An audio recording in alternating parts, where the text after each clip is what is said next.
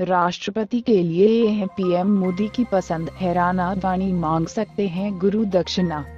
राष्ट्रपति पद के चुनाव के लिए पीएम मोदी की पसंद कौन है, उपराष्ट्रपति कौन बनेगा, इन सारे सवालों के जवाब खोजने की कोशिश की है इस खबर के जरिए।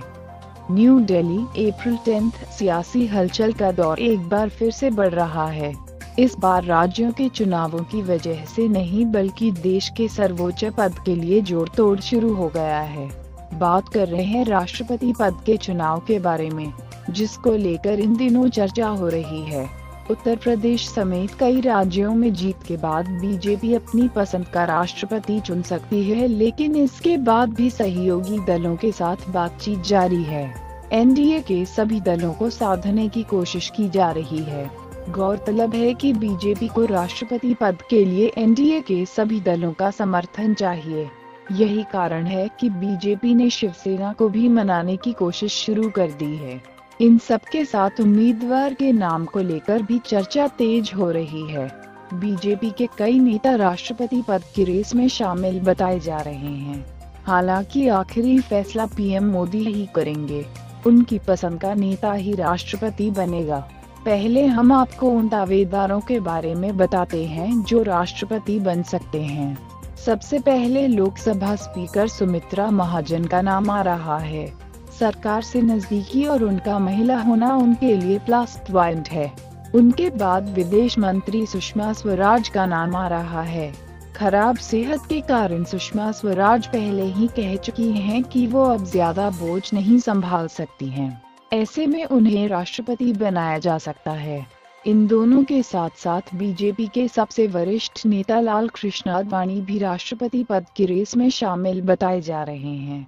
आडवाणी के राष्ट्रपति बनने की संभावना काफी कम बताई जा रही है।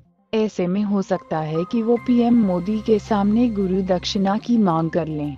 ये बात किसी से छुपी नहीं है कि आडवाणी प्रधानमंत्री बनने के लिए कितने उतावले थे। अब जबकि वो पीएम नहीं बन सकते हैं तो राष्ट्रपति के पद के जरिए उनको साधने की कोशिश की जा सकती है।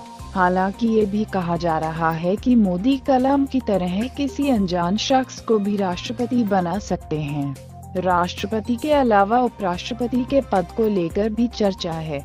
इस रेस में वेंकैया नायडू और हाल ही में कांग्रेस से बीजेपी में शामिल हुए एस.एम. कृष्णा का नाम शामिल है। उनके साथ झारखंड की राज्यपाल द्रौपदी मुर्मू का नाम भी उपराष्ट्रपति की रेस में शामिल है।